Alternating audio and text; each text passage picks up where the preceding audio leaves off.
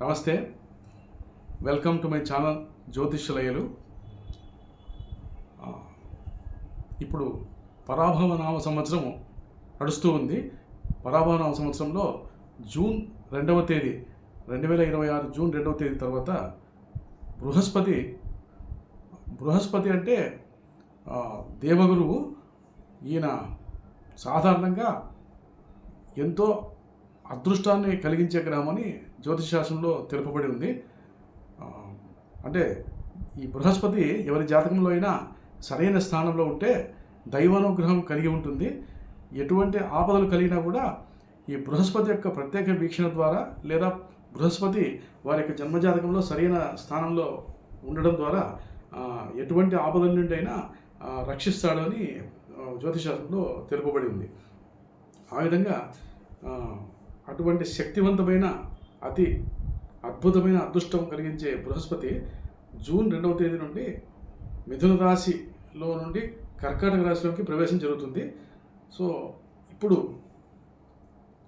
కన్యా రాశికి సంబంధించి ఏ విధంగా ఒక ఏడాది పాటు ఈ జూన్ 2వ తేదీ తర్వాత వచ్చే 2027 జూన్ వరకు బృహస్పతి కర్కాటక రాశిలో సంచరించడం జరుగుతుంది. ఈ కాలంలో కన్యా రాశి వారికి ఏ విధమైన ఫలితాలు కలుగుతాయని నేను కొన్ని వివరించే ప్రయత్నం చేస్తాను. కన్యా రాశి వారికి ముఖ్యంగా రాశ్యాధిపతి బుధుడు, ప్రస్తుతం బుధుడు రాశ్యాధిపతి సూర్యుడితో పాటు భాగ్యస్థానమైన వృషభ రాశిలో సంచరిస్తున్నాడు.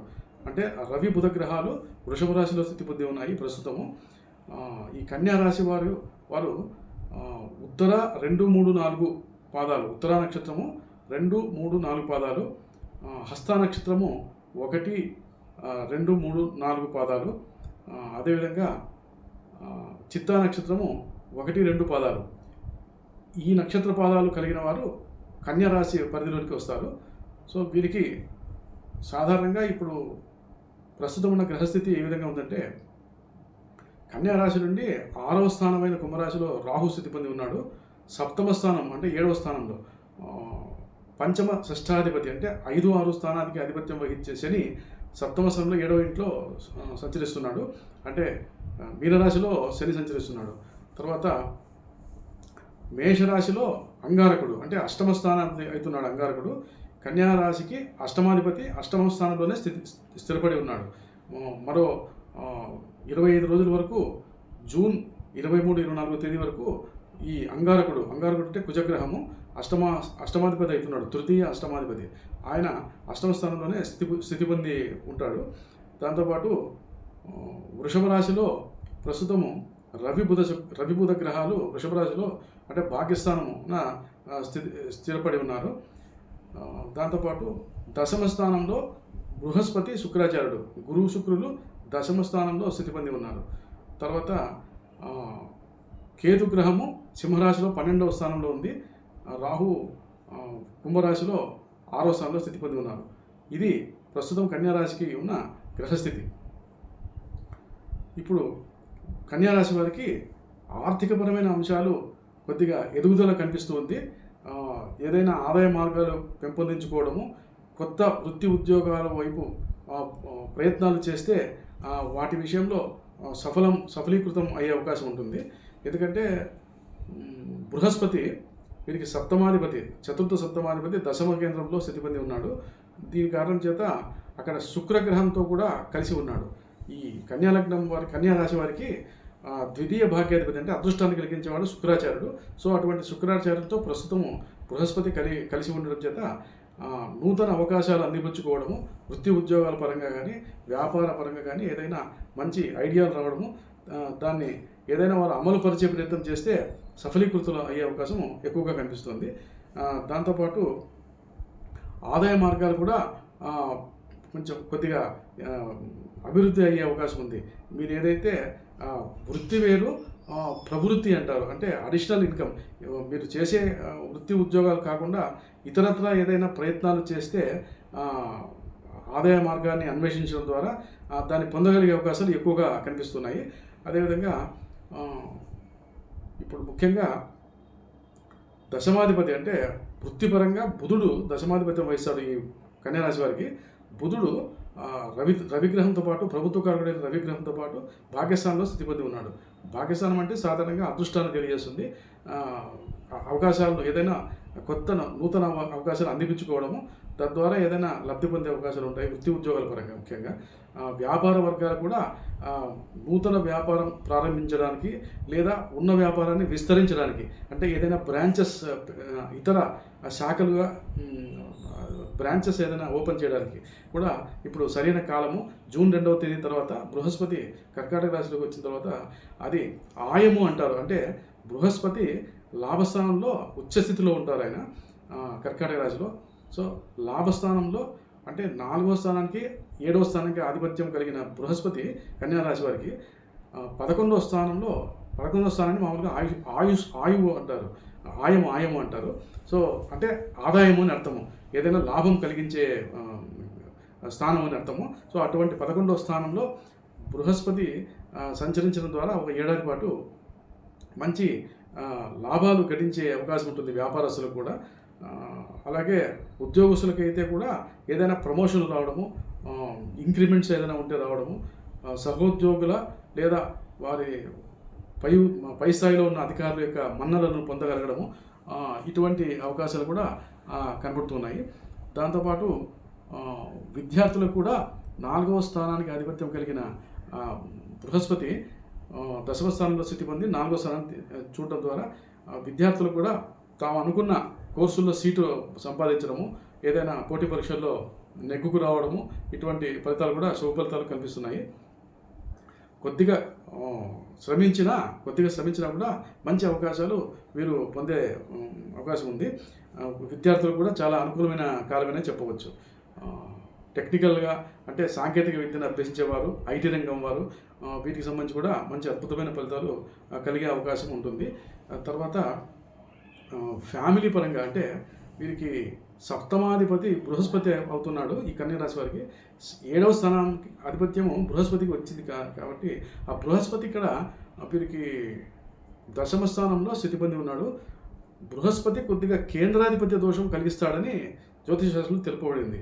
అంటే ఆల్రెడీ బృహస్పతి 2 కేంద్రాలకు 4-7 స్థానాలు ఆధిపత్యం కలిగి ఉన్నాడు. అటువంటి బృహస్పతి తిరిగి మళ్ళీ 10వ కేంద్రంలో స్థితి పొంది ఉన్నాడు. గత కొంతకాలం నుంచి వీరికి కుటుంబంలో కూడా కొద్దిగా కలహాలు కానీ, అభిప్రాయ భేదాలు కానీ, అంటే భార్యాభర్తల మధ్య కూడా కొద్దిగా అభిప్రాయ భేదాలు ఇటువంటివి చోటు చేసుకుని ఉంటాయి. గత ఏడాది కాలం నుండి కుటుంబంలో కూడా కొన్ని సమస్యలు ఇబ్బంది పెట్టి ఉంటాయి. ఆర్థిక సమస్యలతో కూడా సతమతమవుతూ ఉంటారు.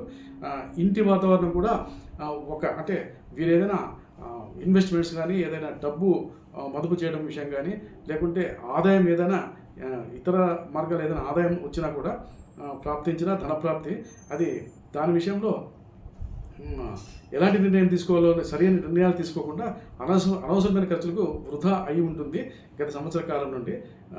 ఎందుకంటే బృహస్పతి 10వ స్థానంలో స్థితి పొంది బృహస్పతి మిథున రాశిలో స్థితి పొంది ఉన్నాడు ప్రస్తుతము గత సంవత్సర కాలం నుండి.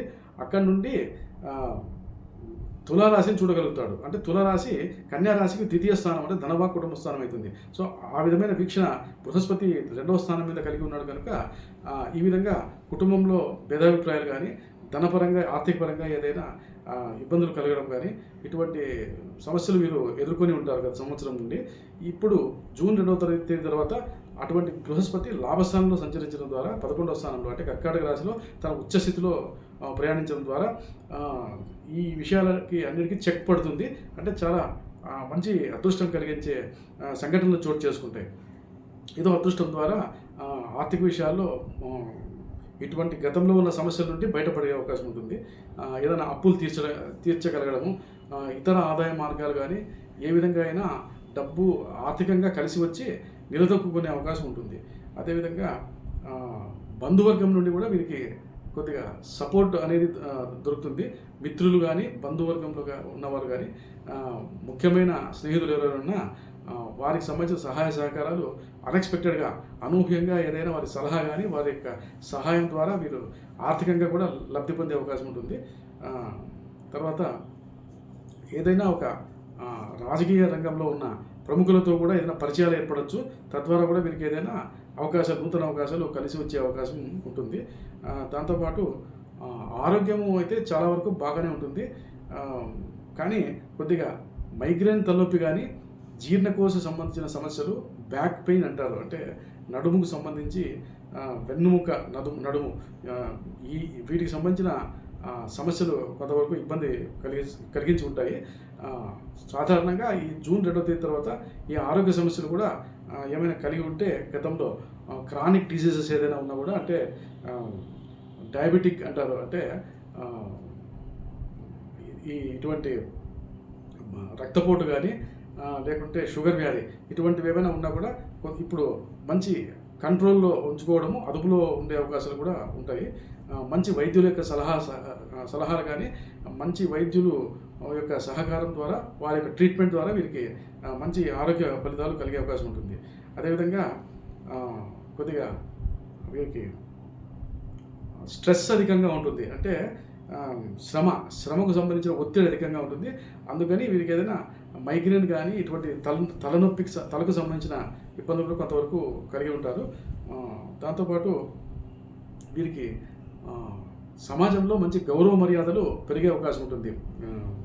జూన్ 2వ తేదీ తర్వాత సొసైటీలో మంచి వీరి మాటకు పలుకుబడి పెరగడము, లేకుంటే గౌరవ మర్యాదలు కూడా అభివృద్ధిలో ఉండడము, ఇటువంటి శుభ ఫలితాలు కలుగుతాయి. తర్వాత వీరికి 7వ స్థానంలో ఉన్న శనీశ్వరుడు, అంటే 7వ స్థానంలో శనీశ్వరుడు ఉన్నాడు. కొన్ని విషయాల్లో, ముఖ్యమైన వ్యవహారాల్లోనూ, భాగస్వామి వ్యాపారాల్లోనూ కొత్త పార్ట్నర్స్ ఎవరైనా ఉంటే వారితో కలవకపోవడమే మంచిది. వ్యక్తిగతంగా మీరు ఏదైతే గతంలో ఉన్న వ్యాపారాన్ని కంటిన్యూ చేయొచ్చు, కానీ కొత్త, అంటే నూతనంగా ఏదైనా భాగస్వాములతో కలవడము, ఇద్దరు ముగ్గురు కలిసి ఎక్కువ భాగస్వామి వ్యాపారాలు చేయడం ద్వారా కొద్దిగా ఆర్థిక నష్టాలు, కష్టాలు, ఇబ్బందులు పడే అవకాశం ఉంటుంది. ఇది ఒకటి ప్రత్యేక సూచన. సో పార్ట్నర్షిప్ వ్యాపారాల కన్నా వ్యక్తిగతంగా, ఇండివిజువల్గా మీరు బిజినెస్ పరంగా నిర్ణయాలు తీసుకోవడమే మంచిది ఆర్థిక పరంగా. అది ఒక చెప్పదగిన సూచన, ముఖ్యమైనది. దాంతోపాటు వీరికి విష్ణు సహస్రనామం, అంటే బుధవారం రోజు విష్ణు సహస్రనామం పారాయణం చేయడం ద్వారా వ్యాపార విషయాల్లోనూ, ఇతర ఆలోచనలు, మంచి ఐడియాలు రావడము, తద్వారా వీరికి నూతన అవకాశాలు అందిపుచ్చుకునే అవకాశం, నూతన అవకాశాలు, నూతనంగా ఏదైనా వృత్తి ఉద్యోగాల పరంగా ప్రయత్నాలు చేయడము, తద్వారా లబ్ధి పొందే అవకాశము కనిపిస్తుంది. సో విష్ణు సహస్రనామం పారాయణ చేయడం ద్వారా ఇటువంటి అవకాశాలు ఎక్కువగా పొందగలుగుతారు వీరు. తద్వారా వీరికి ఆర్థికపరమైన అంశాల్లో చాలా బలం చేకూరుతుందన్నమాట. ఆ విధంగా తర్వాత వీరు కన్యా రాశి వారికి శని 7వ స్థానంలో స్థితిపతి ఉన్నాడు. తద్వారా ఏదైనా వ్యవహారాలు చేయడంలో, అంటే ఇతరుల విషయాల్లో ఎక్కువ తలదూర్చకపోవడమే మంచిది. మనకు తెలిసిన వారు కానీ, బంధువులు కానీ వారి విషయంలో, వారి వ్యక్తిగత విషయాల్లో వీరు కలుగజేసుకోకపోవడమే మంచిది. తద్వారా వీరు ఏదో లేనిపోని సమస్యలు వీరు సతమతమయ్యే అవకాశం ఉంటుంది. లేనిపోని సమస్యలతో వీరు ఇబ్బంది పడే అవకాశం ఉంటుంది. కాబట్టి వీరికి ఇది ఒక ప్రత్యేక సూచన. దాంతోపాటు శనివారం రోజు వీరు నువ్వుల నూనెతో దీపారాధన చేయడము చాలా మంచిది. ఏదైనా జాప్యం, మీరు ఏదైనా ముఖ్యమైన కార్యాలకు వెళ్ళినప్పుడు ఆలస్యం కాకుండా, పోస్ట్పోన్ కాకుండా వాయిదా పడడం కానీ, ఇటువంటి ఫలితాలు ఆల్రెడీ మీరు గత 1.5 సంవత్సర కాలం నుండి ఇవి అనుభవించి ఉంటారు. ఏదైనా ముఖ్యమైన వ్యవహారాల్లో ఆలస్యం కానీ, పోస్ట్పోన్ కావడం కానీ, ఇటువంటి ఫలితాలు కూడా మీరు కలిగి ఉంటాయి. సో వీటికి నివృత్తిగా శనీశ్వరుడికి నువ్వులను దీపం పెట్టడం ద్వారా శనివారం రోజు ఇటువంటి దుష్ఫలితాలు నుంచి బయటపడే అవకాశం ఉంటుంది.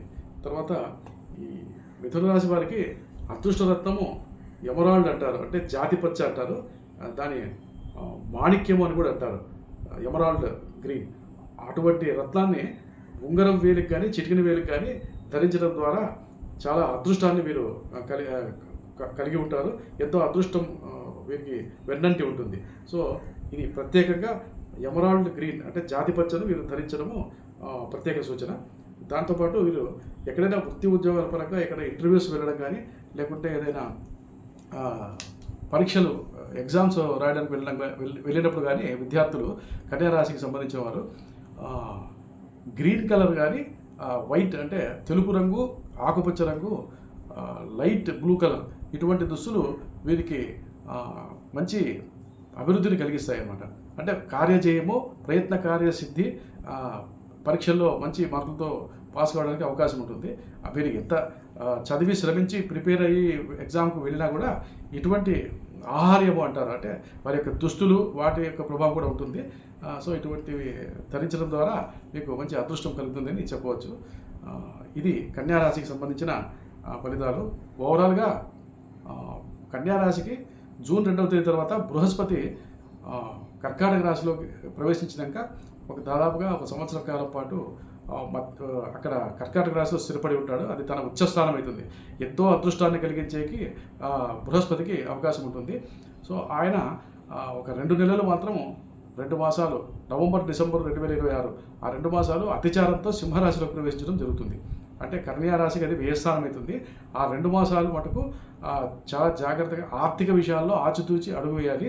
ఎక్కడైనా ఎవరికైనా డబ్బు ఇవ్వడం కానీ, తెలిసిన వారికి అని చెప్పి అప్పు ఇవ్వడం కానీ ఇటువంటిది వీటి ద్వారా కొద్దిగా కష్ట నష్టాలు ఎదుర్కొనే అవకాశం ఉంటుంది. సో నవంబర్ డిసెంబర్ మాసాల్లో ఆర్థిక విషయంలో డబ్బు మదుపుకు సంబంధించి తెలుసో తెలియకో ఏదో ఎక్కడో చోట మదుపు చేయడం ద్వారా ఇబ్బందులు నష్టపడే అవకాశం ఉంటుంది. కాబట్టి ఇది ప్రత్యేక సూచన.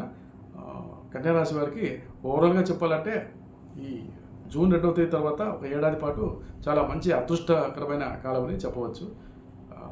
మరిన్ని ముఖ్యమైన విషయాలు వచ్చే వీడియోలో వివరిస్తాను. ఈ వీడియో మీకు నచ్చినట్లయితే దయచేసి లైక్ చేసి సబ్స్క్రైబ్ చేసుకోండి. నమస్తే.